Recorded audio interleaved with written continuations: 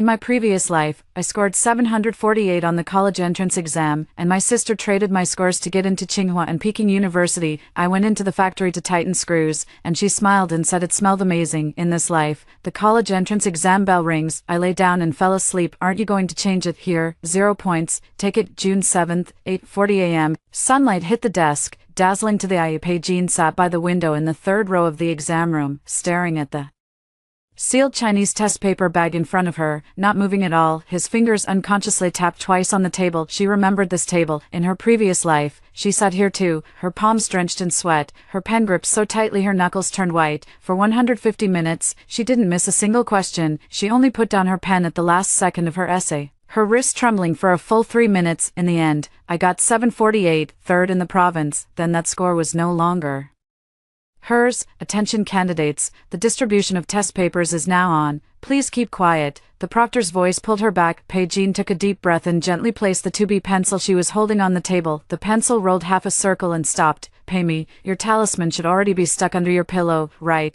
Go ahead and switch. Replace it hard. This time, I've prepared a big surprise for you. When the test papers were handed out, the surrounding candidates were quickly flipping through them, the sound of pages turning with a rustling sound. Pei-Jin spread the test paper face up and glanced at the first multiple-choice question on the analysis of linguistic errors. She saw the question clearly, and the corner of her mouth curled slightly. Then she flipped the test paper over and placed it on the desk. Cross your arms and rest your head upward. Close your eyes. The boy in the second row nearby was buried in reading comprehension, and with a glance, his pen nearly poked his nose. He blinked twice, thinking he must have seen things. That girl lay down. 3 minutes into the exam, she collapsed. The boy swallowed hard, looked away, and stared at his test paper, his fingers trembling slightly. None of my business, none of my business. The girl in the front row saw it when she turned to get the eraser. Her mouth opened slightly, and the eraser flicked twice on the floor, but she didn't pick it up. There were 2 proctors, one stood on the podium, and the other patrolled the aisle. The person inspecting was a male teacher in his 40s, surnamed Zhang, who had taught math for 20 years and was highly experienced in proctoring. He had seen all kinds of scenes before. Some suddenly burst into tears halfway through writing. Some people painted their answer sheets as sunflowers 5 minutes before handing in their papers. Some people left their admission tickets in taxis and ran back to the test site barefoot. But just 3 minutes after the exam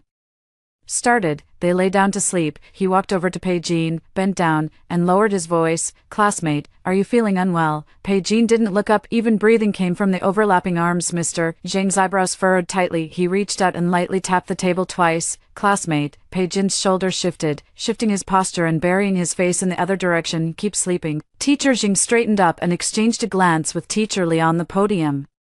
Teacher Li frowned and walked over, squatting by Pei-Jin's desk, lowering his voice to the lowest level. Candidate, may I ask if you are feeling unwell? Do you need to call the school nurse? This time, Pei-Jin looked up. Her eyes were clear and bright, showing no sign of illness. Teacher, I'm not feeling well. Teacher Li grew nervous. Where do you feel uncomfortable? Headache, stomachache. Do you need to go to the infirmary? I'm sleepy, Pei-Jin said. I'm really tired. After saying that, she lay down again. Teacher Li's expression froze on his face. The candidates in the third row nearby collectively caught their breath. Teacher Zhang and Teacher Li exchanged glances. According to the college entrance exam rules, candidates can choose not to answer, but cannot be forcibly woken up. They haven't broken rules, cheated, or disrupted exam order. It's just sleeping. Teacher Zhang retreated into the aisle, his steps a bit stiff. When he reached the back door of the exam room, he took out his phone and sent a message to the Academic Affairs Office. Candidate No. 14 in Exam Room 3 fell asleep on the desk after the exam started, and currently cannot be woken up. The Academic Affairs Office replied, is it confirmed to be due to a physical condition? Teacher Zhang replied, I asked, and she said she was sleepy. The Academic Affairs Office fell silent for a full 2 minutes. Then he replied with 3 words, keep proctoring. 10:30. The exam lasted nearly 2 hours. The exam hall was so quiet that only the sound of pen tips scratching paper and the occasional rustling of pages were heard. Pei-Jin slept soundly, to be precise. This was the most restful sleep she'd ever had in her previous and current lives. In her previous life, 18 years ago, she had hardly ever slept before 11 at night. In middle school, she studied until 1 a.m. every day. In high school, it became 2 a.m. In the last month of senior year, she barely slept a full night's sleep. Her mind filled with formulas, classical Chinese, English grammar, and templates for political science questions. Then he scored 748 points, then Pei was replaced, then her life shattered like being pushed off a skyscraper. Now she lay at the same desk, sunlight shining on her back, and warm air slipping in through the window crack. The sound of pencils scribbling on answer sheets in the exam room was like white noise. She had a dream. In her previous life, she stood beside a factory assembly line, her hands covered in calluses from screwdrivers, and her nails filled with rust-colored debris. Pei, dressed in a Tsinghua and Peking University uniform, stood in front of her, smiling warmly as she handed over a bottle of mineral water. Sis, is the factory tired? Not tired. In the dream, Pei took the water, unscrewed the cap, and poured the entire bottle over Pei's head. Ah,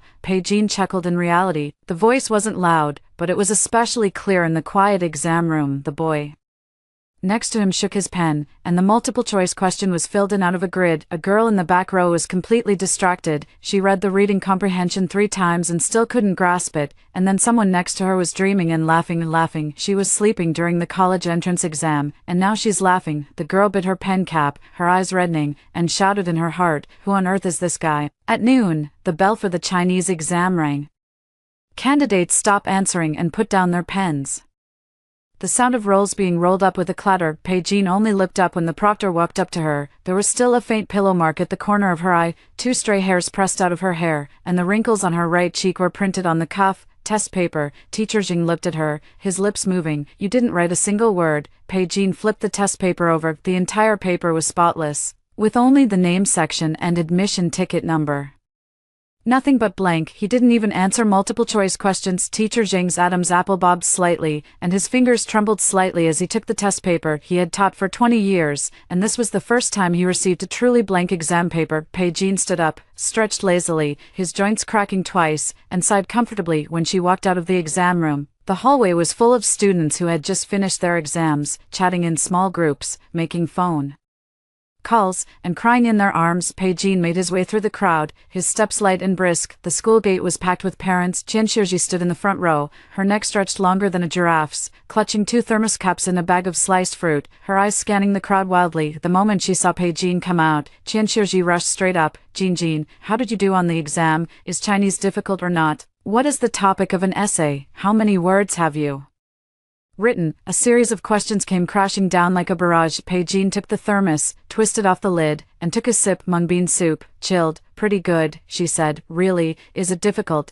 Not difficult, sleeping very comfortably. Qian Shiji was stunned for a second, thinking she was just joking after the exam, then smiled and patted her. All right, don't be stingy, let's eat some fruit first. There's math this afternoon. Pei bit into a piece of watermelon juice trickling down the corner of his mouth. Sweet. On the day of the college entrance exam in her previous life, she hadn't eaten anything at noon, couldn't even swallow a sip of water, her whole body tense as if stretched to a string. That string had been stretched for 18 years, and finally snapped, piercing herself. Not to be used in this lifetime. She chewed on watermelon, squinting at the sun overhead. The June sun was scorching hot, dazzling enough to keep your eyes open. Good days. 2:30 p.m. Math. Pei sat back down in the same seat. Teacher Jing stood on the podium and saw her, his mouth twitching. After the test papers were handed out, Pei glanced at them. The first big question, analytic geometry. She stared at the question for 3 seconds. In her previous life, she spent 12 minutes on this problem, filling a full page, and finally got a perfect score. Pei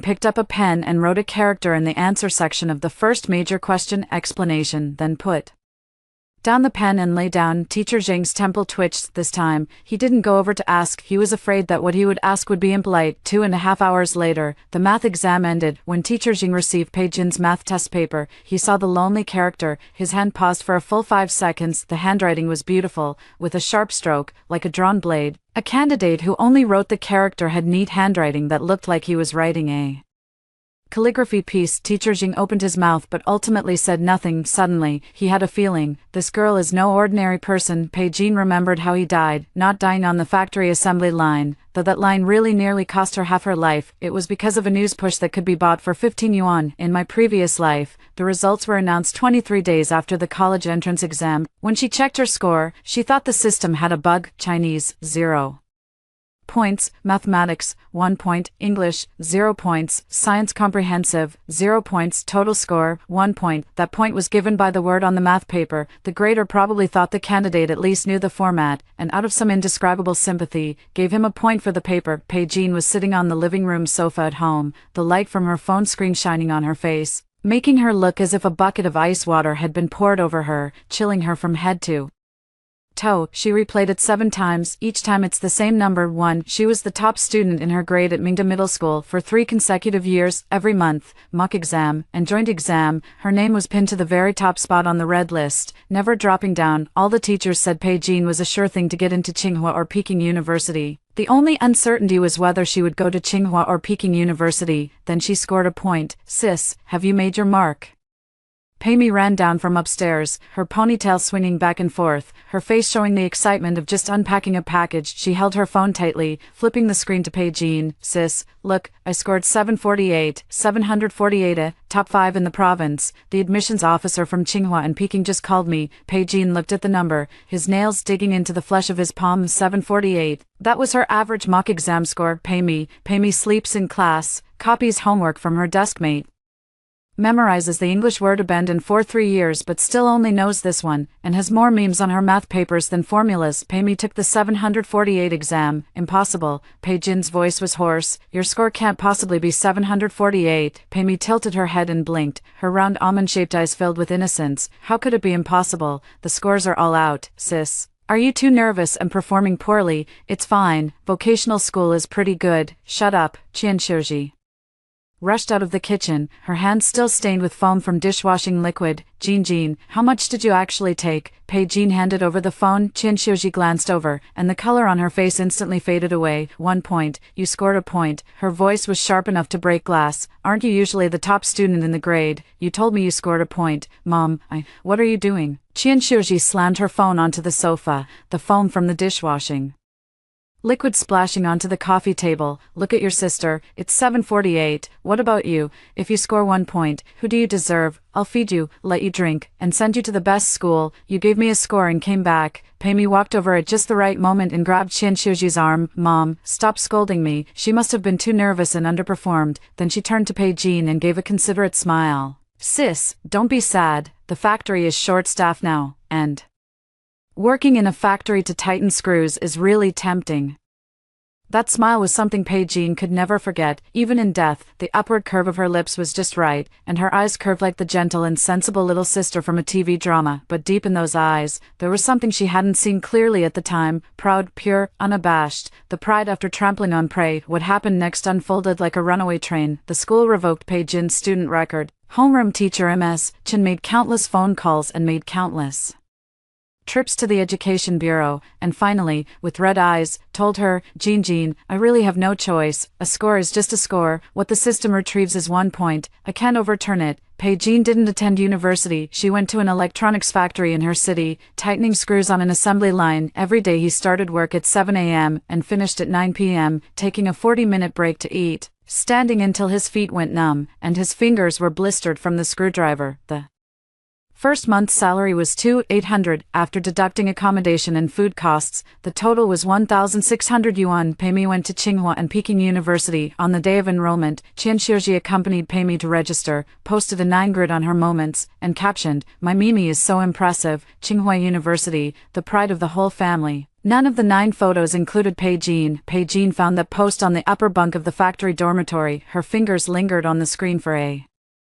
long time. The coworker turned over, and the iron frame on the upper bunk creaked and shook. Pei-Jean turned off her phone and closed her eyes. The water stains on the ceiling turned into a blurry shadow behind her eyelids. She didn't sleep that night. In the following years, she worked at the factory for 3 years, saved up some money, self-taught for college entrance exams, and found a job as a clerk. Pei-Mi graduated with a master's degree and joined a foreign company, earning an annual salary of 500,000 yuan. During holidays, Pei-Mi would buy Qian Shouji coats, gold necklaces, and health supplements. Qian Shouji praised everyone she met. My Mimi graduated from Tsinghua University and now earns 500,000 a year. What about your eldest daughter? Don't even mention it. Qian Shouji curled her lip. Useless thing. Every time Pei-Jean came home for the new year, she would sit in the far corner of the dining table. All the dishes were served. Chicken legs, ribs, and prawns were all piled in front of Pei. In front of her was a plate of peanuts and half a fishtail. She was used to it. 10 years later, Pei Jean was diagnosed with late-stage stomach cancer, irregular eating habits year-round, irregular meals, and excessive stress. When she was hospitalized, Pei came to see her once, wearing a camel coat and a silk scarf, with finely crafted nails. "Sis, take good care of yourself." Pei placed a basket of fruit on the bedside table, sat for 20 minutes, and left. Before the fruit basket was opened, Pei Jean found a video on her hospital bed. In a fortune-telling live stream, someone asked, "Master, can this talisman be exchanged for two people's college entrance exam scores?" The master chuckled and said, "Yes, but only between blood relatives." He asked for a lock of hair, lit it at midnight on the exam day, silently recited both people's names and admission ticket numbers, and the next day's scores were reversed. Pei Jean's fingers froze. She remembered the night before the college entrance exam, when Pei came to her room to borrow a comb. As she left, a few strands of her hair were wrapped around her comb. Pei took it. Pei Jean had searched through all information related to this kind of talisman. There really is such a thing among the people, a variant of the life replacement talisman called the Yuan Fu. It only works between blood relatives. What you trade is not your life, but the results on paper. The operation method was exactly the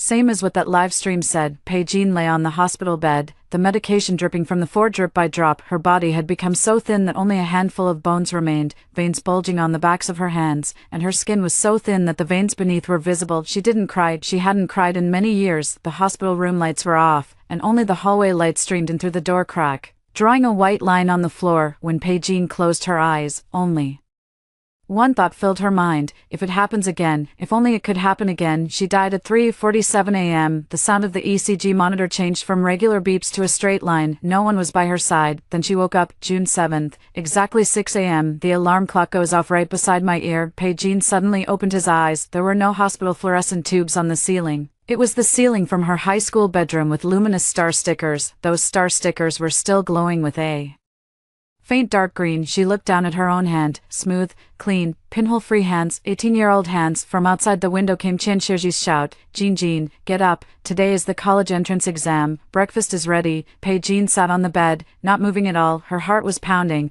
and the veins at her temples were throbbing. She raised her hand and touched her own face. No sickly appearance, no swelling, firm and plump skin. Just like an 18-year-old, she slowly smiled. That smile began to spread from the corner of his mouth, expanded to his eyes, and finally his entire face was covered by a cold, clear-headed, blade-like emotion. "Pei, your talisman should already be ready, right? It's okay this time. You switched." The second day of the college entrance exam, comprehensive science and English. When Pei Jean arrived at the exam room, the atmosphere in the corridor was different from yesterday. Several proctors stood at the corner of the corridor, speaking quietly, their gazes sweeping over in unison. Pei Jean heard the final sound. It's her, the one who slept the whole night yesterday. She walked into the exam room without changing her expression and sat down in her seat. Today's proctor has changed. The new teacher was a young female teacher surnamed Fang, who looked like she had only worked for 2 years. She was clutching the proctoring instructions, her expression serious yet tense. Teacher Fang had clearly been instructed the moment the test paper was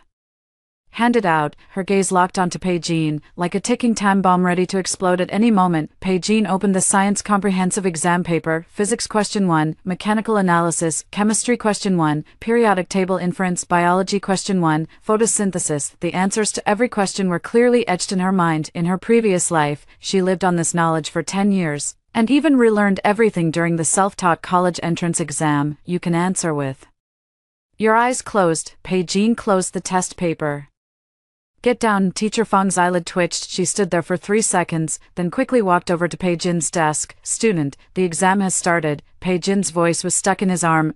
I know. Then why don't you answer the questions?" "I'm tired. I want to sleep for a while." Teacher Fang's lips pressed into a line, her fingers gripping the pen, the cap clicking unconsciously from her press. She wanted to say something, but the college entrance exam rules clearly stated, proctors must not interfere with candidates. Failure to answer is not considered a violation. Teacher Fang stepped back to the podium, sat down, and swept his gaze over Pei Jin's direction every 30 seconds. Outside the exam room, things have already started to ferment. Yesterday afternoon, a student from the next exam room posted on Weibo, "There's a girl in my classmate's exam room who fell asleep on her desk just 3 minutes after the exam started, not moving at all. The math test only wrote the word My classmate said that girl snored from sleeping, and the proctor almost called the police. This Weibo post was reposted over 3,000 times. The comment section exploded. No way, right? The college entrance exam, a major test in life. My hands are shaking from the exam anxiety, but she's hypnotizing me for the exam. Only wrote a single Jia. Is this performance art? LOL. Is she the kind of genius who could get into Tsinghua University just in her dreams? Wait. Don't you guys think this move is a bit cool? In one word, what does solve mean? Solve her own fate. Hey, upstairs, stop analyzing. Maybe she just wants to sleep. This morning, the topic hashtag someone sleeping throughout the college entrance exam room hashtag shot to the top of trending searches, not first, but still at 17th place. Several local media outlets began to follow up and report on it. And the Education Bureau received a public opinion notice. At the school gate, Qian Shirji stood in the parents group chat, her face ashen. The lid of her thermos hadn't been tightened, and the mung bean soup spilled all over her leg, but she didn't notice at all. Qinjia, is your Jin all right? A parent nearby leaned in and lowered his voice. I heard, is there a candidate sleeping in the exam room? It can't be. No. Qin Shirji quickly denied it, her words so fast she was barely clear. How could it be mine? My Jin is the top student in the grade. How could she? Before he could finish, his phone vibrated. The phone number of homeroom teacher, MS Chen. MS Chen, this is Teacher Chen. Teacher Chen, how is Jin? Did she do well on the exam? There was 2 seconds of silence on the other end of the line. MS Chen, I've confirmed with the proctoring team. Pei Jin hadn't written a single word in both exams yesterday. The math test paper only had the word. Qian Shirji's fingers turned pale. The thermos slipped from her hand, smashed to the ground. The lid bounced off, and mung bean soup splattered everywhere. What? Today's science comprehensive. Currently, there are no questions answered. What did you say? Qian Shirji's scream made all the surrounding parents turn their heads. She couldn't care anymore, her voice cracking. Is she crazy? Why didn't she write? I don't know either, Mr. Chen's voice was heavy. MS Chen, I've taught Pei Jin for 3 years. She's the most diligent student I've ever taught. He doesn't seem like someone who would do such a thing. Then why did she? I suspect she has psychological issues, Teacher Chen said. After the exam, take her to see a psychologist. Qian Shirji hung up the phone, her legs weak as she leaned against the iron railing at the school gate. Her expression shifted from shock to anger, then to something indescribable. She instinctively took out her phone and sent Pei Mi a WeChat message. Mimi, your sister didn't write a single word on the exam. How is it on your end? 15 minutes later, Pei Mi replied with a voice message. Her voice was sweet and smiling. Mom, I did really well on my exams. Don't worry, sisters. Maybe the pressure is too much. Don't scold her. I'll comfort her later. Qian Shirji gripped her phone, her knuckles turning white. She stood under the sunlight at the school gate, the June heatwave scorching the asphalt roads with twisted ripples. Parents nearby were whispering among themselves, and someone showed her the trending topic on their phone. Sister Qian, is it your child? Qian Shirji's face felt as if it had been slapped, burning with intensity. Meanwhile, in the exam hall, Pei Jin was sound asleep. During the English exam, she even had a dream. She dreamed that in her previous life, she was queuing for a meal in the factory cafeteria. A coworker in front spilled soup, and the piping hot seaweed and egg drop soup splashed all over her pant leg. She kicked the table leg in her dream. Thud. The girl in the front row was so startled her shoulder jerked that she drew a line on the answer sheet. That horizontal line perfectly traced the reading comprehension answer she had just marked. The girl's lips trembled as she turned to glare at Pei Jin. Pei Jin fell asleep, knowing nothing. At 5 p.m., the English exam ended. The college entrance exam is over. As I stepped out of the school gate, the June evening breeze blew by, carrying the cumin scent from roadside barbecue stalls and the heat from the asphalt road. Candidates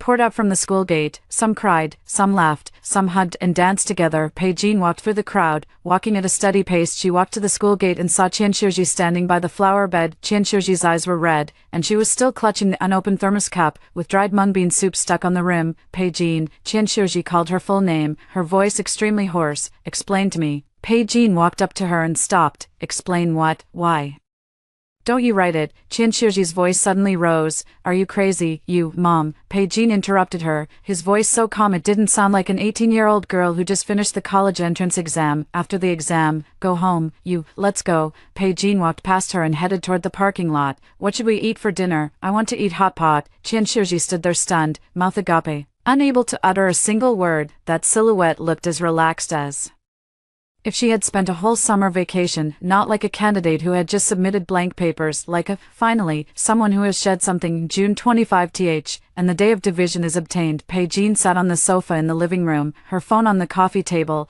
the screen lit up, and the score inquiry portal was already open. Fill in your admission ticket number and ID number, just one click query. She wasn't in a hurry. She picked up the watermelon on the coffee table and took a bite. The juice was so sweet it made her throat speak.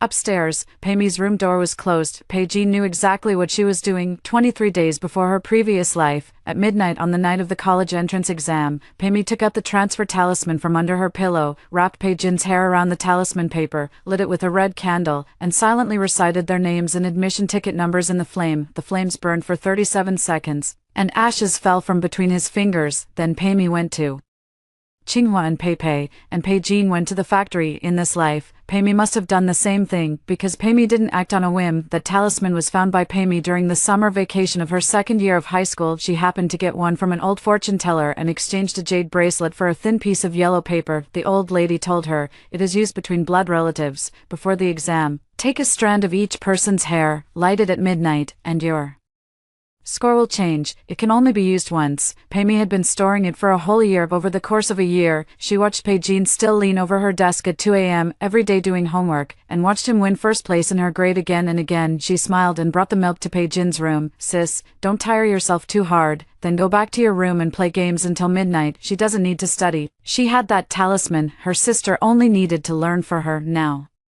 The same thing is happening again on this timeline. Pei Jean knew. She even knew that Pei had lit the talisman paper at 3:12 p.m., the night before last, because during her previous years at the factory, she repeatedly recalled every detail, engraving every minute and second of that night into her bones. The sound of a door knocking came from upstairs. Pei's footsteps came briskly down the stairs. "Sis, score.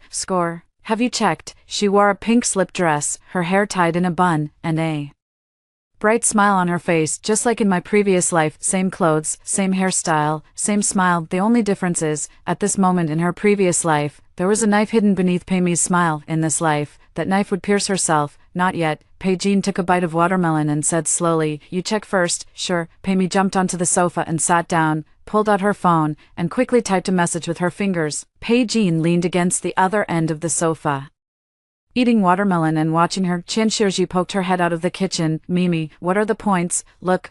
He hadn't even had time to take off his apron, wiped his hands, and rushed over. Pei clicked on the inquiry. The page took 2 seconds to load. The report card popped up. Pei's smile froze. "It starts from the corner of the mouth." First, the curve at the corner of his mouth paused. Then his lower lip trembled slightly, and then the light in his eyes seemed to have been unplugged. "Mimi, what are the points?" Qian Shiji leaned in to take a look. Pei's fingers gripped the phone, her knuckles turning white. The numbers on the screen were clear. Chinese, 0 points. Mathematics, 0 points. English, 0 points. Science comprehensive, 0 points. Total score, 0. It was even less than 1 point from Pei Jin's previous life. "Mimi," Qian Shiji's voice changed. "This is what?" She snatched the phone away, glanced at it, and her legs gave way so much she nearly collapsed to the ground. 0 points. You got 0 points. And no, that's not right. Pei's voice squeezed up from her throat, as if someone was grabbing her neck. "Impossible. I've changed." Even though it was clearly changed. "What have you changed?" Qian Shiji didn't catch it clearly. "Impossible." Pei snatched her phone back and frantically refreshed the page. Once, twice, 3 times. Each time is the same 4 zeros. "Impossible."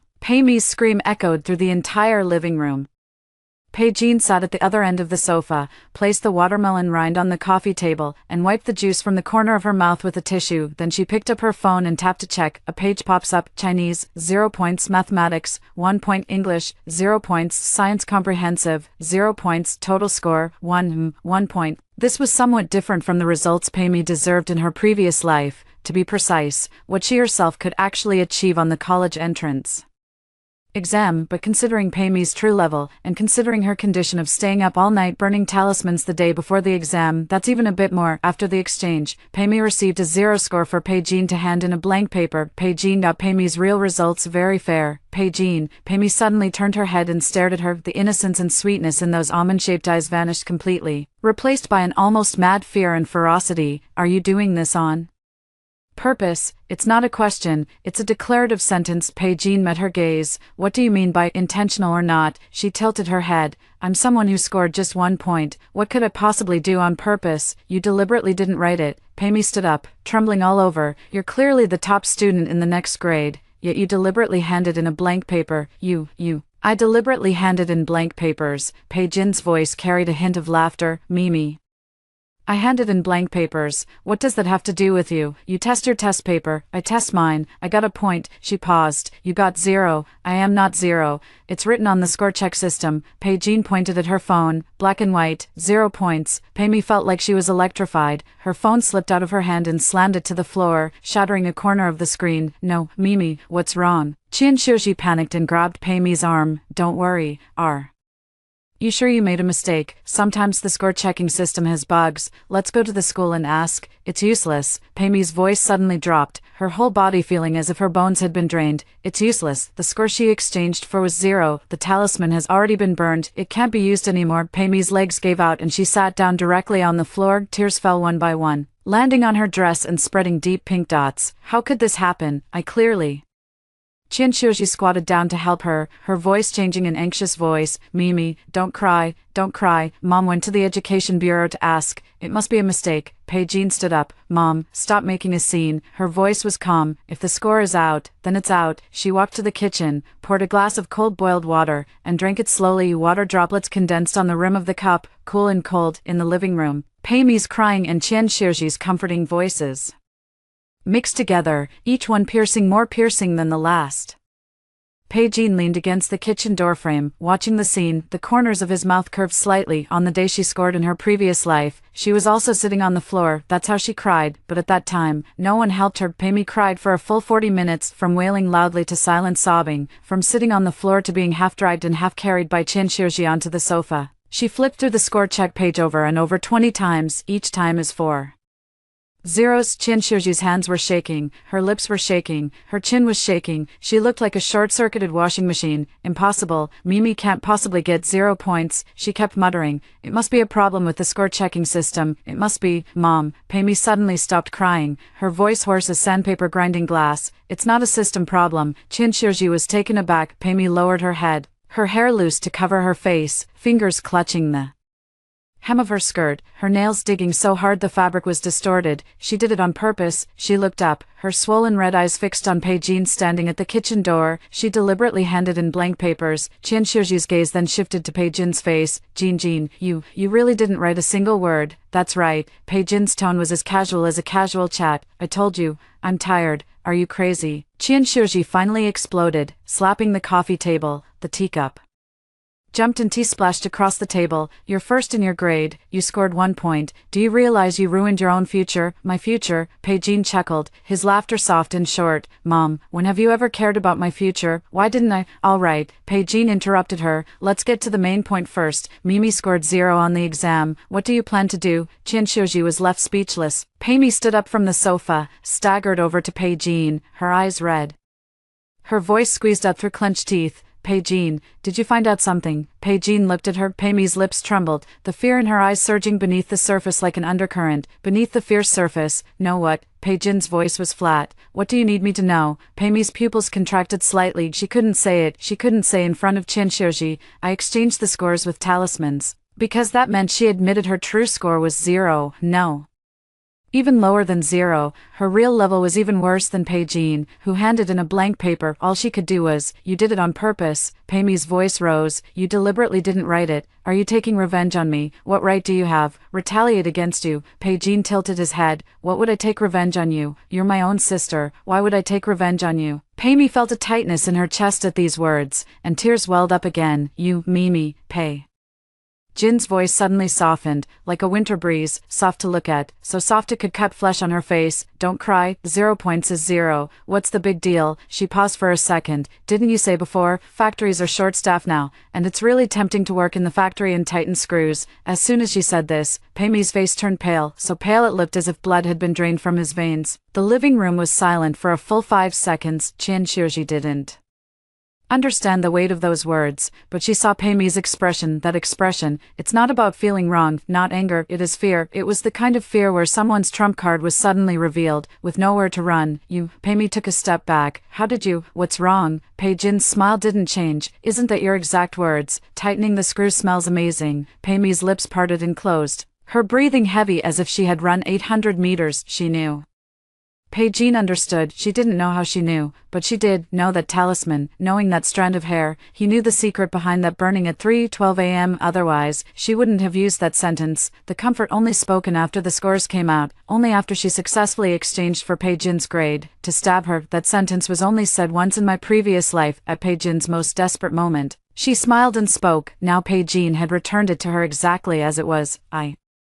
Pei's voice broke, like glass struck by a hammer. I'm not, you don't have anything. Pei Jin stepped closer step by step, her voice soft and eerily soft. What are you not about? Pei kept retreating, unable to move any further until she reached the wall, her back pressed against the wall, the cold sensation running up her spine, sweat soaking the straps of her slip dress. What exactly did you do? Qin Shouji finally sensed something was wrong, her voice turning sharp.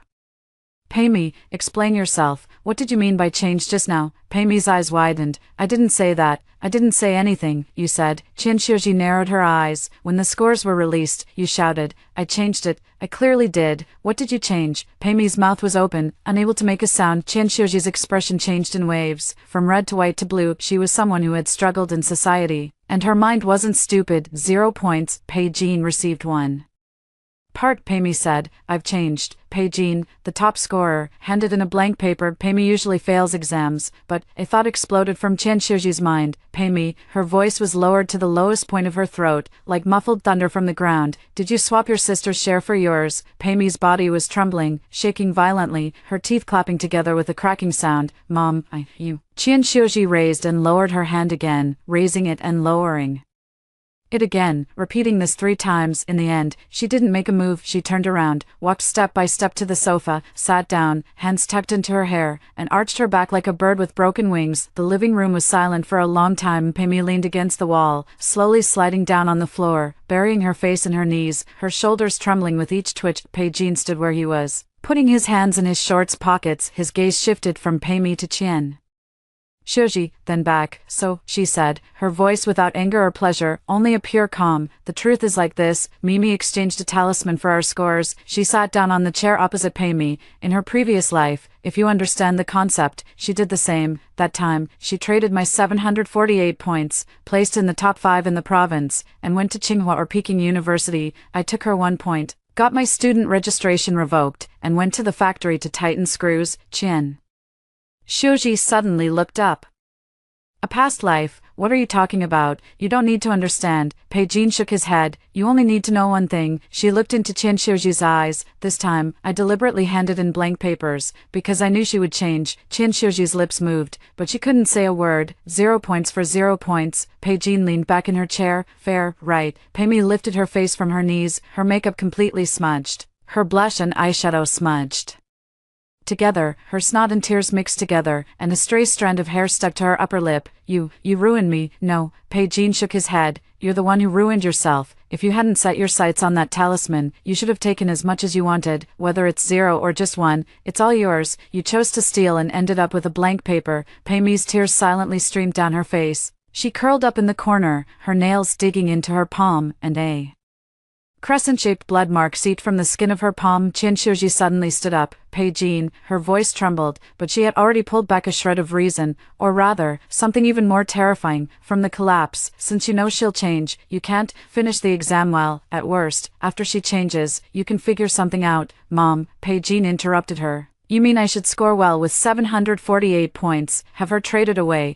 and then I'll go to the Education Bureau to defend my rights, report to the police, tell the whole world that my sister stole my college entrance exam results with a talisman. She smiled. Mom, do you think anyone would believe that? Qin Shouji's mouth hung open, unable to close. Talismans, Pei Jin repeated. Call the police and say your sister stole your college entrance exam scores with a talisman. Listen to it yourself. Doesn't it sound like a reason for admission in a psychiatric hospital? Qin Shouji's face twitched. She was Speechless, because Pei-Jean was right. There is no legal way to overturn a college entrance exam score already written into the system, and no one would believe in the idea of exchanging points with talismans. Pei-Jean chose the only path that would let Pei-Mi reap what she sowed. No resistance, no calling the police, no struggle. Turns the test paper into a worthless piece of paper. You want to steal, steal. Take any waste paper you like. Pei-Mi huddled in the corner all afternoon. Qin Shiji sat in the kitchen all afternoon, her glass of water in front of her going from hot to cold, then from cooling to forming a white membrane. Without taking a single sip, Pei-Jean turned on her computer in her room and answered 3 calls. The first is our homeroom teacher, Ms. Chen. Jean, I see your grades. 1 point. Teacher Chen's voice was as deep as lead. I know you must have a reason, but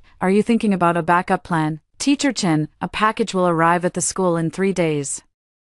Could you please sign for it for me? A package? What kind of express delivery? You'll know once we get there. The second call was from Wishing, Pei-Jin's friend since middle school, is also the only one who truly knows her true abilities. Pei-Jin, what the heck is it that you got a point? Didn't you sleep for 2 days? How do you still have 1 point? How did that 1 point come from? There was a solution written on the math paper. There was 3 seconds of silence. On the other end of the line, then Wishing's voice rang out, carrying a strange trembling. You got a point just for writing 1 character. Did the national grading teachers give sympathy points because your handwriting was so beautiful? Maybe. You, forget it. How far have you gotten in carrying out that plan? Step 3, the delivery will arrive the day after tomorrow. Okay. Wishing's voice grew cold. Pei-Jean, if you mess it up, I can't take you away. I won't mess it up. The third phone number has no name, and the remarks section only has a string of numbers. When I connected, the voice on the other end was very young, with a distinct British accent. Miss Pei, congratulations, your application has been approved. The formal letter will arrive within 3 business days. Thank you, Professor Ward. The dean specifically asked me to convey his personal congratulations. Your thesis on prime number distribution was the most brilliant piece he'd read in 20 years.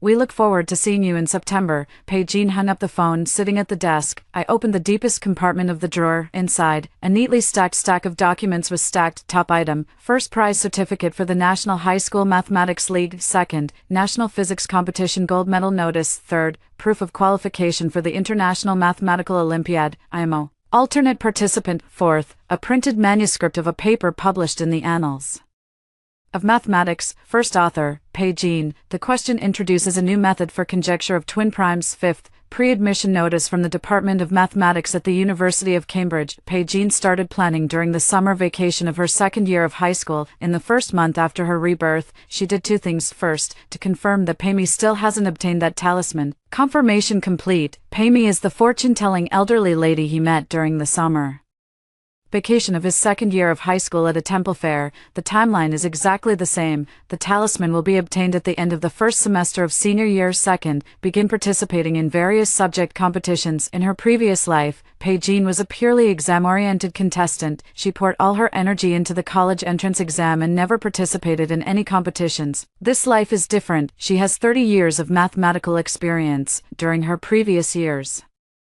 at the factory, she never gave up on learning. After work every day, I self-studied advanced mathematics, abstract algebra, and number theory in the dormitory. That was her only spiritual pillar, to prove through studying that she hadn't become useless. 10 years of self-study, plus 18 years of talent, all gathered into a blade in the 17-year-old body. With this knife, she has cut through math leagues, physics competitions, and even a paper. The competition registration didn't use the school's quota. Teacher Chen helped by registering as an individual. Paper submissions were submitted via an anonymous email address. The reviewer didn't know the author was a high school student. They only saw logically rigorous, well-reasoned mathematical paper. Cambridge's application is even more of a secret. Wishing helped her translate the application materials and handed over the email. The interview was conducted via video call in a booth in the internet cafe. The interviewer was Professor Ward from Cambridge's Department of Pure Mathematics. Pei-Jean answered in English throughout, her thoughts clear, and her blackboard writing beautiful. Professor Ward smiled so hard his eyes narrowed into slits. I haven't seen a mind this sharp since Andrew Wiles walked into my office 30 years ago. Pei-Jean organized the documents and put them back in the drawer. She doesn't need college entrance exam scores. It was never needed from the start. The college entrance exam was for her only one purpose. Let Pei-Mi replace a 0. 3 days later, a Single SF Express delivery was delivered to the Academic Affairs Office of Mingda Middle School. When Mr. Chen opened the package, his hands shook so much he almost dropped the contents on the floor. It was an official admission letter. The envelope bore the University of Cambridge's emblem, blue background with gold lettering, two swans entwined at each other's necks. Recipient, Pei Jean. Teacher Chen stood in the Academic Affairs Office holding the letter for a full 3 minutes, then plopped down on the chair, his eyes red. He remembered 3 years ago when Pei Jean first joined his class, a skinny, petite girl who always sat in the front row, never spoke in class, but always got perfect scores on exams. He called Pei Jean. Jean, you, Cambridge, yes, Teacher Chen, Mathematics Department, full scholarship, you, when did you, applications start in the second year of high school, I kept it secret for over a year,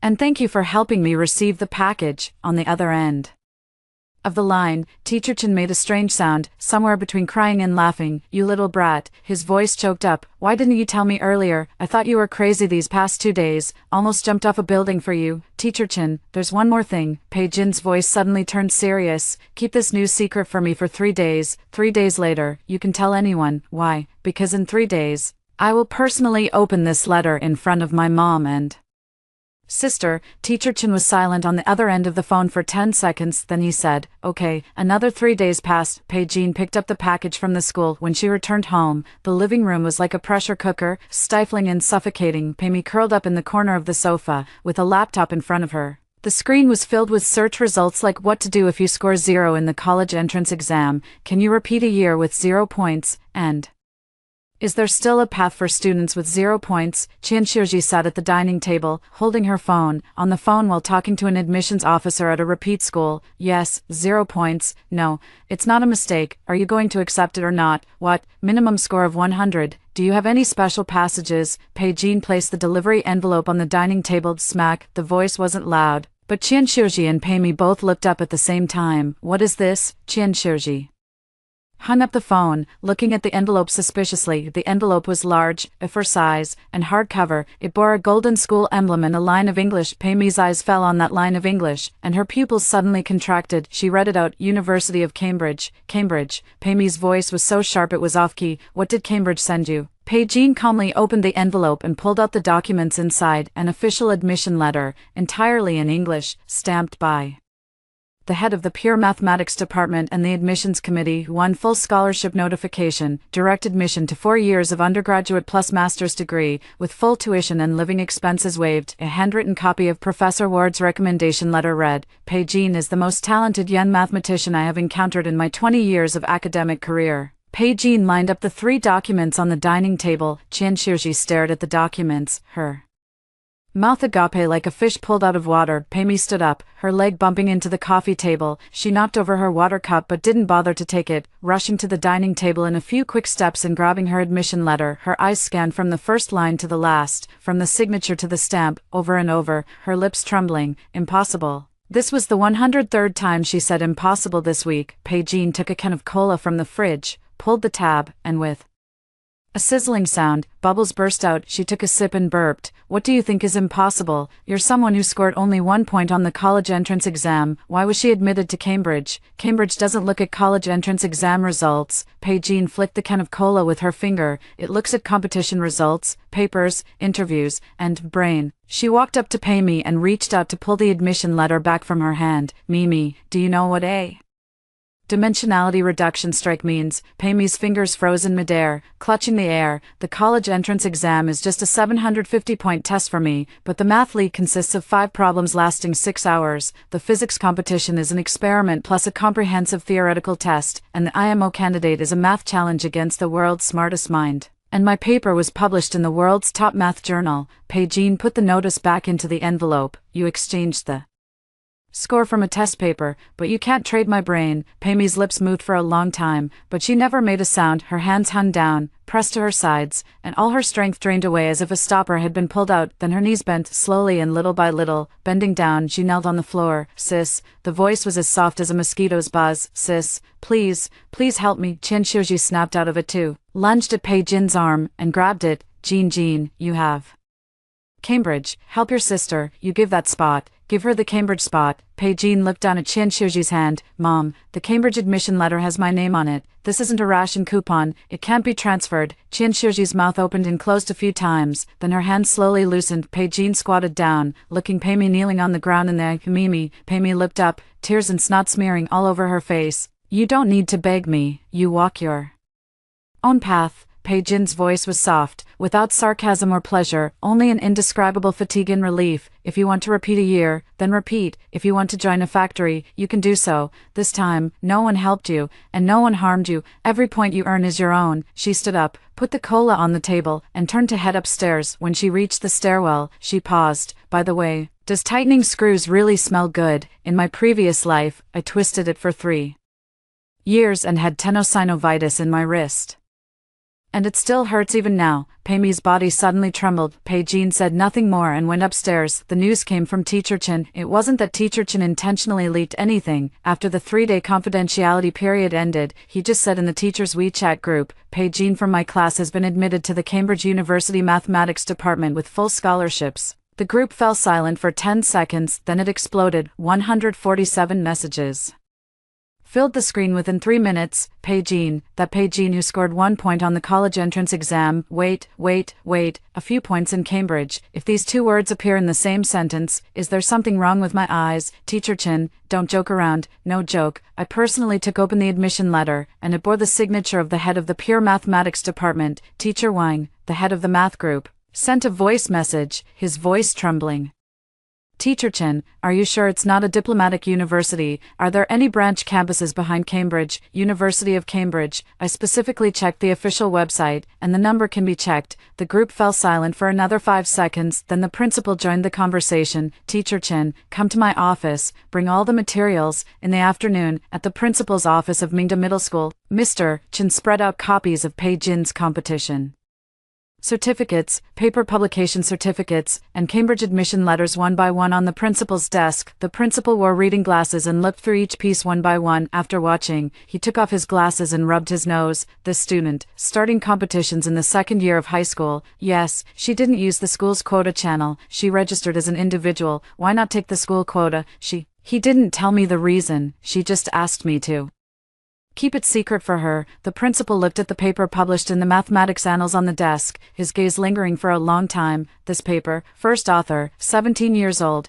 Yes, the principal put his glasses back on, then took them off again. Teacher Chen, you've taught her for 3 years. Do you know this child? Teacher Chen sat in a chair, hands folded on his knees, silent for a long time. Principal, I know her. She is the kind of, you think you've seen all of her. But it turns out her whole body is 100 times deeper than you imagined. Then why did she submit blank papers for the college entrance exam? Teacher Chen's lips moved slightly, and she finally said, you have to ask her this question yourself. But I can tell you one thing, Pei Jean handed in blank papers, not because she couldn't do them. The news spread throughout the city's education circles within a single day. A student who scored first on the college entrance exam was admitted to Cambridge. The impact of this news was comparable to a meteorite striking the earth. Local media were the first to jump in, and reporters from the Morning Post blocked Pei Jean at the school gate for 2 days but couldn't catch him on Weibo. The trending topic has escalated from hashtag someone sleeping through the exam room hashtag to hashtag Cambridge student who scores 1 point on the college entrance hashtag. 300,000 comments. Damn, the plot twist is way too fast, so they really don't need the college entrance exam. It's my narrow perspective. Let me sort it out later. She's a genius girl who won first prize in the National Math League plus gold medal in physics competitions plus published papers in top journals. Is the college entrance exam just a worthless piece of paper to her? I scored over 500 on the college entrance exam and thought I was awesome, but someone got 1 point and went to Cambridge. What is my life? Don't be sarcastic. You go to the police station for 1 cent, while others go to Cambridge for 1 cent, that's the difference. So why did she deliberately hand in blank papers? There must be a story behind this. This comment was topped to the highest level, 12,000 likes. Why? Everyone was asking why. The answer was right in the Pei family's living room. When Pei Mi saw that trending topic, her phone almost flew out of her hand. She saw the flood of praise in the comment section, calling Pei Jean a genius, a legend, a child from other people, but not a single person mentioned Pei No one knew Pei's name. In the public version of this story, there is only one genius girl who scored 1 point on the college entrance exam but was admitted to Cambridge. Pei was transparent. No, it's worse than transparency. She was the zero-score candidate, because the score-checking system is public. It's standard practice for candidates from the same year to check each other's scores. Pei's zero score was also exposed within 2 days. Pei Jin's sister got a 0, 1.4. The older sister, 0 for the younger sister. What genes does this family have? Wait, that's not right. The older sister is clearly a genius, but the younger sister got 0 points. Are these two from the same family? The older sister has competition results in papers, but what about the younger sister? What does the little sister have? Pei threw her phone's lock screen onto the bed, covered herself with the blanket, and trembled all over. She remembered every night of her 3 years of high school. The lights in Pei Jin's room stayed on until 2 a.m. The lights in her room were turned off at 10 o'clock. After that, she crawled under the covers to play games. She remembered the fortune-telling old lady at the temple fair, hunched over, missing 3 teeth, who handed her a crumpled piece of yellow paper. Once you're done, it's gone, little girl. The old lady's cloudy eyes flickered in the shadows. Think carefully before you use it. She used it on the night before the college entrance exam. At 3:12 a.m., the flame of the red candle danced in the darkness for 37 seconds. Her sister's hair curled up and turned to ashes, dissipating into the air along with the talisman paper. That was the only smart decision she ever made in her life. Now that decision has backfired. It backfired cleanly and thoroughly. She got 0 points. The sister went to Cambridge. The whole world praised her as a genius. No one knows what she did, but Pei knew. Pei Jin knew. Qian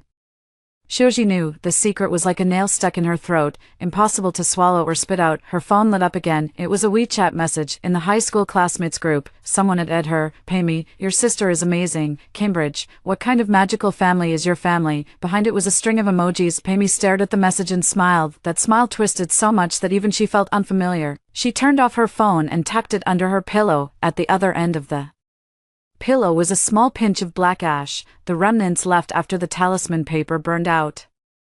She didn't clean up. Now that pinch of ashes looks like a joke worth a jade bracelet. 0-point joke. Even at this point, Qian Xiuji still didn't give up. She is the kind of person who never gives up, not because of resilience, but because her mind simply doesn't have the option of I was wrong. On the 5th day after the results were released, Qian Xiuji spent the whole day on the phone. I called the education bureau and asked if I could change my grades, but was told it was impossible. I called the repeat school, asking if I could get in with 0 points, only to be told the minimum score was 100. I called Pei's former homeroom teacher to ask if there was any special channel. The teacher was silent on the phone for 10 seconds, then said, Ms. Qian, I'm busy, and hung up. By the 6th day, Qian Xiuji's strategy shifted. She set her sights on Pei Jin. Dinner time. On the table were 4 dishes and 1 soup, braised pork ribs, steamed sea bass, sweet and sour pork, and garlic broccoli. All of them were Pei Jin's favorite dishes when he was a child. This was the first time since her rebirth that Qian Xiuji had cooked Pei Jin's favorite dishes. In her previous life, 18 years, the best dishes on the table were always piled up in front of Pei. Pei Jin's seat was filled only with leftovers and scraps. Pei Jin sat down, glanced at the table full of dishes, picked up his chopsticks, and picked up a piece of rib. She chewed a couple of bites and swallowed them. The taste was exactly the same as it was from my childhood. Qian Xiuji's skills never changed. What changed was who she distributed them to. Jin. Qian Xiuji sat across from her, rubbing her hands, wearing a stiff smile on her face like a cracked cement arc. Mom wants to discuss something with you. Pei Jin didn't stop eating. Go ahead. Look, Mimi didn't do well on the exam this time. 0 points. Pei Jin corrected her. Qian Xiuji's smile cracked slightly. Yes, 0 points. She didn't mean to. Pei Jin put down her chopsticks and looked at her. Qian Xiuji was so stunned by that gaze that her lips twitched. Anyway, she cleared her throat and sped up. You have Cambridge now, don't you? Cambridge is a good school. Mom is happy for you. But Mimi didn't go to school. Mom thought, can you talk to your Cambridge professor and see if you can give me one more spot? Before he finished speaking, Pei Jin smiled, not a mocking smile, but a sincere smile made by a cold joke. She laughed for several seconds. Mom, do you think Cambridge is a wet market? Buy one get one free? Qian Xiuji's face flushed red. Then can you not go to Cambridge? Just your spot. Give it to Pei. That's right. Qian Xiuji seemed to grasp at a lifeline. You can repeat a year. You're first in your grade, so you can take the exam next year. Mom, Pei Jin's voice suddenly turned cold. The temperature difference was so great, like a sudden summer breeze blowing through the 12th Lunar month, and Qian Shiji shivered. First, Cambridge admissions are non-transferable. Second, even if she could transfer it, Pammy wouldn't pass the interview. She doubted whether she could even memorize the 26 letters of A, C, and C in order. Third, Pei Jean stood up. Why should I? Those two words were like two nails driven into the table. Why should I give in? I haven't had a full meal in 18 years, you know. Qian Shiji's mouth fell open. When I was little, my family bought formula. Mimi made 3 spoonfuls, and I made 1 spoonful. You think I don't remember? The middle school uniform fee is 200 yuan. You said it's too expensive, so I have to wear Mimi's old clothes. Mimi's school uniform is new. That winter in my first year of high school, when it was -8 degrees, you bought Mimi a down jacket, but for me, it was an old cotton jacket that had peeled out of it. You said I grew taller quickly and that buying new ones would be a waste. You never came to me at the second-year parent-teacher meeting. Mimi never misses a parent-teacher meeting. Qian Shiji's expression changed repeatedly, from red to white, then from white to gray. I was first in 18 years. Have you ever praised me? Pei Jin's voice didn't tremble, nor did she cry. She wasn't planning to cry. All the tears I should have shed in my previous life have been shed, for 30 years. Until the late-stage stomach cancer is so bad that even lying in a hospital bed has dried them all. I will never give a single drop to this person again in this lifetime. You only ever said, look how sensible your sister is. Why don't you learn from her? Qian Shiji leaned back in her chair, feeling as if all her strength had been drained. I study until 2 a.m. every day. What are you doing? Covering her with a blanket in Mimi's room. You passed by my room, saw the light on, but you didn't even push the door open. You. Qian Shiji's lips trembled. I didn't. You do. Pei Jin's voice was as calm as if she were reading a list. I remember every single thing, down to the date, down to every word you said. So Mom, today you're making ribs, sea bass, sweet and sour pork. Do you think just a few dishes will make me give up Cambridge? Qian Shiji's fingers gripped the tablecloth, her knuckles turning white in segments. Pamy's bedroom door was slightly open on the second floor. She didn't get down, but Pei Jin knew she was listening. Pei Jin looked up toward the stairs. His voice wasn't loud, but it was enough to pierce through the crack in the door. Listen up too. You've never gained anything on your own in your life. When I was young, I relied on my mom's favoritism. When I grew up, I relied on that talisman to steal. You even have your deskmate hand over the answers directly when copying homework. From today on, no one will help you anymore. Mom can't do it. And the talisman can't either. You only have yourself. No sound came down from the second floor, but Pei Jin heard a very faint whimper, as if buried in a pillow. Qian Shiji lay on the dining table, her fingers tucked into her hair, her shoulders shaking with each movement. She didn't cry out loud, but her breathing was heavy like a bellows. Pei Jin put the bowls and chopsticks into the sink and turned on the faucet to rinse them. The sound of water rushing out drowned out all the sounds in the living room. She finished washing the dishes, dried her hands, and went upstairs. Passing by Pamy's door, she paused for a moment. The door crack was closed from the inside. Pei Jin stood for 2 seconds, didn't knock, and turned to go back to her room. She sat down at her desk and opened her laptop. There are 3 new emails in the inbox. Letter 1. The Cambridge Department of Mathematics sent the new student admission guide and visa application process. Letter 2. A news link forwarded by Hushing, the city's college entrance exam blank paper girl, revealed to have won Cambridge full awards. Third, an email from an unknown number.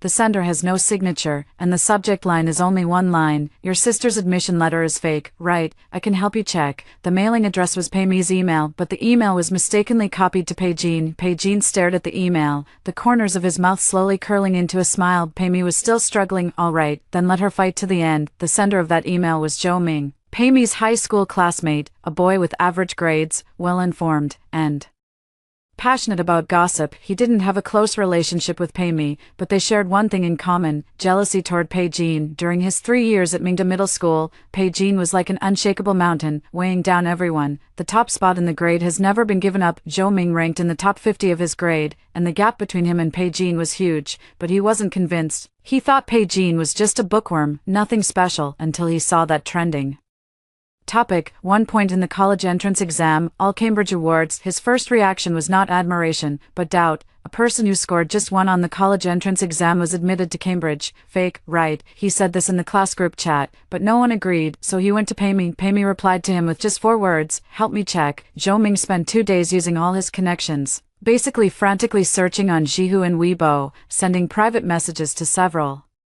study abroad agents, and asking a distant cousin studying in the UK to help him inquire. The results are out. Pei Jin's admission was real, guaranteed authentic. The admission list on Cambridge's official website clearly states, Pei Jin, Faculty of Mathematics, full scholarship. The thesis is also true. The full text can be found in the online database of the Annual Journal of Mathematics, and it has already been cited 17 times. The competition results are also real. The list of winners for the National Mathematics League in Physics competition can be found on the Ministry of Education's official website. Each one is an undeniable fact. When Zhou Ming sent the investigation results to Pei Mi, she had been sitting in her room for a long time without moving. The phone screen dims and lights up, then lights up again. She clicked on each link one by one and read it 3 times, then she made a decision. A decision even stupider than burning talismans. She registered an anonymous alt account on Weibo and posted a message, real name report, Pei Jin of Mingda High School falsified college entrance exam scores, suspected of obtaining Cambridge University admission through improper means. I am his relative and have access to insider information. The post was posted at 1 a.m. 3 hours later. It was shared by 2,000 people at dawn. It was cited by 6 media outlets. It trended around noon. Hashtag. The comment section was divided into 2 camps. One side strongly supported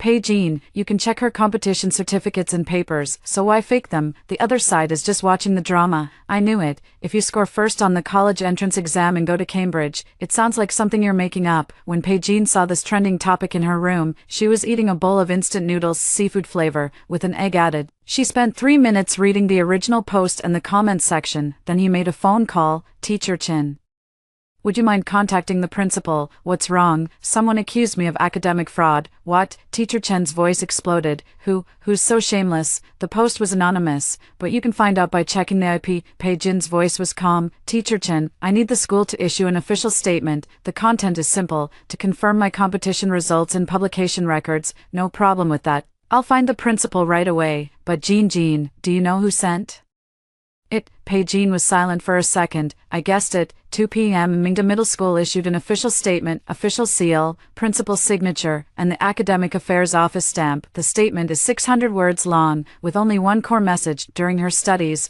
our student Pei Jin participated as an individual in the National Mathematics League, first prize, and the National Physics Competition, gold medal, and published papers as first author in international academic journals. The above results have been verified and confirmed by the university's Academic Affairs Office and are authentic and valid. The statement was accompanied by scanned copies of all of Pei Jin's award certificates and papers. The clarity is so high that you can count every fiber on the stamp. The trending topic flipped within an hour, then changed to hashtag #whoiswhistleblower hashtag. The attention of the onlookers instantly shifted to the anonymous poster. This whistleblower claims to be a relative, Pei Jin's relatives. Wait, Pei Jin has a younger sister named Pei Mi. She also took the college entrance exam this year and got 0. A sister with 0 points reporting her sister at Cambridge. What kind of hellish place is this? Has anyone checked the IP of that post? No need to look up, because Pei Mi made a fatal mistake. When she posted with her anonymous secondary account, she forgot to log out of her main Weibo account. When 2 accounts log in on the same phone, the system automatically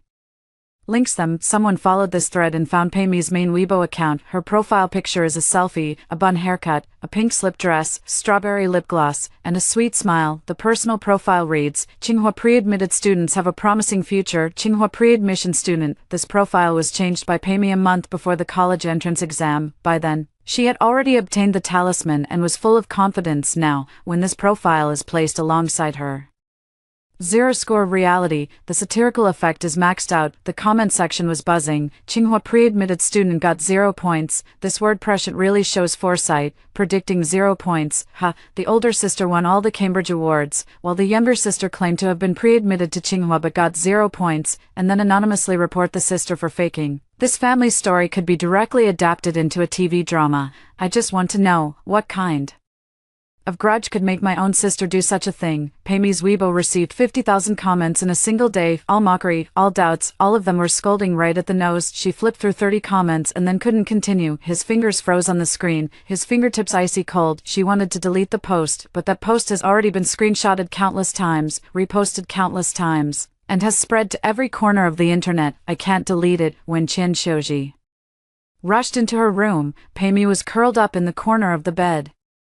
the blanket covering her head, trembling all over. Pammy, are you out of your mind or something? Why are you posting on Weibo? You reported your sister online. Do you think our family isn't shameful enough? A muffled crying came from under the blanket. I just wanted them to check. What if it's fake? The school has already issued a statement, black and white with the official seal. Where's your face? Where's my face? Where is the face of this family? Qian Shirji threw the blanket back in one swift motion. Pammy curled up on the bed, her hair a mess, her face covered in tear stains and dried snot, and her eyes swollen like two walnuts. Qian Shirji looked at her, and the anger in her chest suddenly faded halfway. The remaining half becomes a powerless, desperate bitterness. Her youngest daughter had never been so disheveled. From childhood to adulthood, Pammy was always the child cherished in the palm of her hand. Wear the best clothes, eat the best fruit, attend the best tutoring classes, though attending them doesn't really help. Qian Shirji always thought Pammy was just a bit of a clueless person, and that she'd naturally get better when she grew up. Now she finally understood one thing. Pammy was not unwitting. Pammy really couldn't do it. She had been biased for 18 years, piling all her resources on the one who couldn't do it, and the one who was fine was left in a corner gnawing on leftovers. The child in that corner quietly grew into a sharp blade, cutting through all the hidden veils of the family. Qian Shirji slowly sat down by the bed. Mimi, Pammy looked up at her. Mom, they're all cursing me. You found it yourself. Qian Shirji's voice was as exhausted as an old ox that had walked 100 miles. Your sister didn't mess with you. It was you who. She couldn't continue. The next morning, the doorbell rang. Pei Jin went to open the door. Two people stood outside the door. One wore a police uniform, the other in casual clothes. The plainclothes man took out his ID. Hello, we're from the cybersecurity division of the city's public security bureau. Is Pammy at home? Pei Jin offered to open the door. Yes, upstairs. 20 minutes later, Pammy was taken downstairs. He wasn't caught, but cooperating with the investigation. The reason was, someone posted false information online, suspected of defamation. Pei Jin didn't call the police. It was the school that did. Mingda Middle School's reputation was severely damaged by that post, and the school reported the case to the police under the school's name. Pammy sat in the police office, and the officer across from her asked her, "You posted the post?" Pammy lowered her head, her fingers twisting the hem of her clothes. Yes. Is your report true?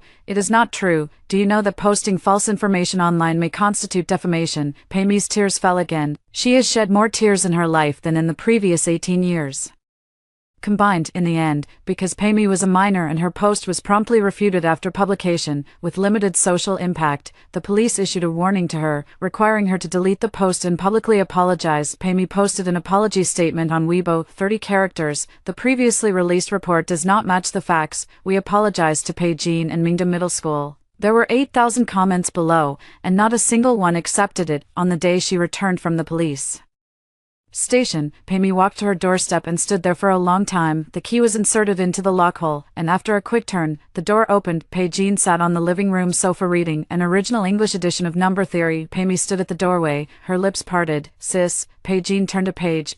I was wrong. When these 3 words came out of Pammy's mouth, they sounded like they had been sanded through. Hoarse, dry, and lacking confidence. Pei Jin closed the book and looked at her. Pammy's eyes reddened again, but she didn't cry. She stood at the doorway, her shoulders slumped, hair disheveled, lips cracked, and nails bitten unevenly. This was the last time Pei Jin saw Pammy in his previous life. No, in her previous life, Pammy was always glamorous. It was Pei Jin who had become this way himself. Pei Jin looked at her for 5 seconds, then he said something. You're wrong. But it's not the fault of reporting me. Pammy was stunned. Your mistake is, Pei Jin's voice was soft. For 18 years, you've never thought about whether you can or can't steal. Pammy's lips trembled violently. She stood at the doorway, her body frozen in place, her fingers clutching the key, its teeth embedded in her palm, leaving a faint red mark. Pei Jin picked up the book and stood up. You still have time. She paused as she walked over to Pammy. Think carefully about what you want to live on in this lifetime. She went upstairs. Pammy stood alone in the living room for a long time. The cicadas outside the window were chirping, one after another, so noisy it gave one's head a headache. She looked up toward the direction of the stairs. That silhouette disappeared around the corner. Pammy gripped the key, slowly squatted down, squatting all the way down, and pressed her forehead to her knees. She didn't cry. She was thinking about that sentence. No, can I not steal? Is that okay? She didn't know. Never tried it before. End of August. Pei Jin's luggage was packed into 2 suitcases. One holds clothes and daily necessities, the other holds books. While tidying up in her room, she rummaged through all the documents from her desk drawer, organizing them one by one. Competition certificate, take it away. Paper printout, take it away. Admission letter, take it with you. Her 3 years of high school final exam transcripts. She flipped through a crumpled sheet of paper at the very bottom. Final exam transcript for the first semester of the first year of high school. Grade ranking, first total score, 723 out of 750. Homeroom teacher's comment, Pei-Jean is an outstanding student with a calm personality, but tends to be too solitary.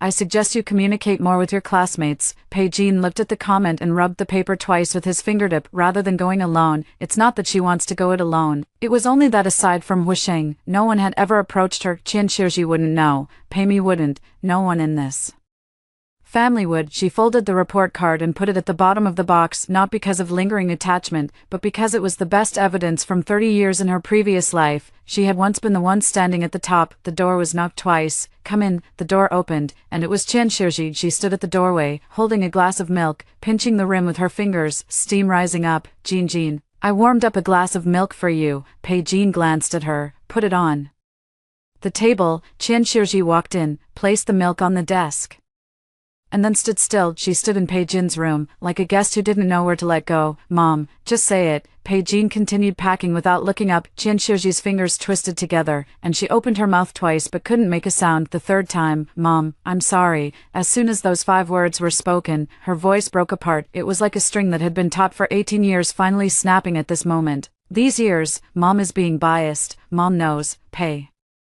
Jin's hand paused for a moment. You've been sensible since you were little, never crying or fussing, and don't want anything. Mimi is different. When she cries a lot, I comfort her more. Over time, it becomes a habit. I'm used to giving her the good things, used to ignoring you. Qian Shiji's nose turned red, and tears welled up in her eyes. It's not that you're bad, it's Mom. Mom takes your kindness for granted. Pei-Jean folded a coat and put it in the box, pressing his finger on the corner of the garment. I know, she said. Don't you blame Mom. Strange. Pei-Jean turned around, leaning against the desk, arms crossed over her chest. But I don't need your apology anymore. Qian Shiji's tears fell. 18 years ago, I needed it. At 5, you need it. At 10, you need it. At 15, at 2 a.m., you lie at your desk and can't keep your eyes open. If you had opened the door and said, Jean, you've worked hard, I could have been happy for a whole week, but now, it's not needed. Pei-Jean's voice didn't tremble, but was as clean and crisp as a knife cutting through. Mom, I don't hate you. I really don't hate it, but I don't intend to forgive you. At least not now. Forgiveness is not something you should do. It must be earned. Qian Shiji's lips trembled violently, tears streaming down the wrinkles on her face. She reached out to wipe them, leaving the back of her hand wet. Damn, how does Mom earn money? Pei-Jean looked at her in silence for a few seconds. Take good care of Mimi. It's not about favoritism or treating her well, but about teaching her how to rely on herself. If she can't stand before she turns 20, her life will be over. Qian Shiji nodded vigorously, tapping several times in a row. Like a pecking chicken, Pei-Jean zipped up her suitcase. Click. And also, stop making sweet and sour pork belly. Qian Shiji was taken aback. I don't like sweets anymore. Stomach discomfort. Qian Shiji's mouth hung open, a single sentence stuck in her throat. She wanted to ask, you're 18, how could your stomach be bad? But in the end, she didn't ask, because some answers she couldn't afford. The next day, we set off for the airport. Pei-Jean carried 2 suitcases downstairs. Qian Shiji stood at the door, clutching a plastic bag containing snacks for the road and a bottle of mineral water. Pei-Mi stood at the stairway. She wore a white t-shirt that had faded from washing, without makeup, and her hair simply tied back of her head. He had slimmed down a lot compared to a month ago. Sis. Pei-Jean stopped carrying the suitcase. Pei-Mi walked down the stairs, each step slow. She walked up to Pei-Jean and reached out from behind her back, an envelope very thin. What? I wrote it. Pei-Mi's voice was soft, her eyes not looking at Pei-Jean, but fixed on the tile patterns on the floor. Look at it when you arrive. Pei-Jean took the envelope and pinched its thickness, a sheet of paper. She didn't tear it open in person. Put the envelope into the side pocket of your backpack. What do you plan to do? Pei-Jean asked her. Pei-Mi lowered her head, tugging at the hem of her clothes. I enrolled in an adult college entrance exam tutoring class. Classes start in September. Pei-Jean looked at her for 3 seconds. Where do we start making up for it? Junior high school math. Pei-Mi's voice was as soft as a mosquito's buzzing. The teacher said my foundation is too weak, so I have to start from the first year of middle school. Pei-Jean didn't smile. If it were any other time, she might have mocked. Taking first-year math at 18, your talisman is really useful, but she didn't, because Pamy's hand was shaking. The hand clutching the hem of his clothes turned pale with knuckles and trembling fingertips. That was the way to shake out fear, afraid of being laughed at, afraid of being looked down upon. Afraid of making the first decision on your own in your life that will still be a joke. Math in 7th grade isn't hard, Pay. Jean said. Pammy looked up. Study hard. 2 words, no encouragement, no nice words like I believe in you. It's just 2 words, study diligently. Pamy's nose tingled. She took a deep breath, trying to suppress the sourness. Pei Jean carried the suitcase out the door. Wishing's car was parked downstairs, and the engine was already running. Miss Pei, your private car has arrived. Wishing rolled down the window, pushed up her sunglasses, revealing a pair of smiling eyes. Put your luggage in the trunk, get in. Pei Jean stuffed the suitcase into the trunk, opened the passenger door, and got in. The car started. She saw through the rearview mirror that Qian Shiji and Pammy were standing at the entrance of the apartment building. Qian Shiji was wiping away tears. Pammy stood still, her hands hanging at her sides. The two of them grew smaller and smaller, eventually becoming 2 blurry dots that disappeared at the edge of the rearview mirror. Why don't you look back? Wishing glanced at her. No need to look. Pei Jean rolled down the car window, letting the hot August wind blow in, making her hair flutter along her face. I've seen everything I needed to see. Wishing stepped on the gas, and the car merged onto the main road. On both sides of the airport highway are green belts, where the leaves glisten with a glossy shine from the sunlight. Pei Jean pulled the envelope out of the side pocket of his backpack. Tear it open. A piece of paper. Pamy's handwriting was ugly, crooked, uneven, like elementary school homework. It only wrote a few lines above. Sister, I didn't know how much 748 points were worth before. Now I know. It is worth every light at 2 a.m. For you, I can't afford to pay it back, but I'll try taking it myself once, even if it was just 1 point. That was also my own. Pay me. Pei Jean folded the paper and put it back in the envelope. She turned her head to look out the car window. Cars on the highway were flowing one after another, and everyone was moving forward. The wind blows in, carrying the heat of the asphalt road and the scent of grass from the distant fields. She closed her eyes for a moment. When I opened it again, the road sign ahead displayed, "It is still 32 kilometers from the airport." Pei Jean tucked the envelope deep into his backpack. Then she reached out and adjusted the angle of the rearview mirror. The mirror no longer reflects the road behind you. It was her own face, an 18-year-old face, a clean, intact face that no one has stolen. Wishing, I'll treat you to McDonald's at the airport. Is that all? Cambridge Scholar invited me to McDonald's. Double cheeseburger, big fries, big cola. Enough, right? Add a spicy chicken burger. All right. The car sped along the highway. Sunlight covers the entire road. If you like it, please give it a like. Thank you.